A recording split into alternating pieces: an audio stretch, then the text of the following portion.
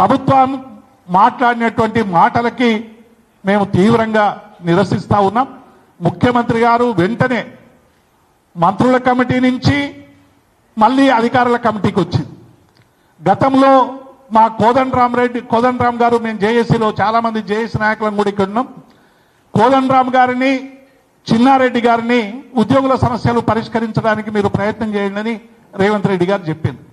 మరి కోదండరాం గారికి, చిన్నారెడ్డి గారికి అనేక రిప్రజెంటేషన్లు కూడా ఇచ్చారు. మరి ఆ కమిటీ అయిపోయిందో తెలియదు. మళ్ళీ మంత్రుల కమిటీలో కేశవరావు గారు ఇంక్లూడ్ అయినరు. ఇవన్నీ పరిణామాలు చూస్తూ ఉంటే మరి ధర్నాలు చేసే బదులు మీరు 2 గంటలు ఎక్కువ పని చేయండి అని కూడా ఇటీవల ముఖ్యమంత్రి గారు అన్నారు.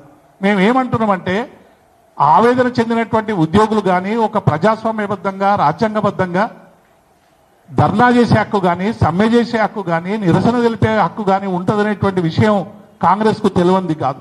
ఇటీవల సోనియా గాంధీ మీద మరి ఈడీ కేసులు పెట్టినప్పుడు కాంగ్రెస్ నాయకులందరూ కూడా పిసిసి అధ్యక్షులతో సహా మంత్రులందరూ సహా రోడ్డు మీదకి వచ్చి ధర్నా చేసినటువంటి సందర్భాన్ని కూడా చూసినాం. ధర్నా కాంగ్రెస్ పార్టీ చేయొచ్చు, సమస్యలు వస్తాయి, కానీ ఉద్యోగులు మాత్రం 2 గంటలు పనిచేయాలని చెప్తా ఉన్నారు.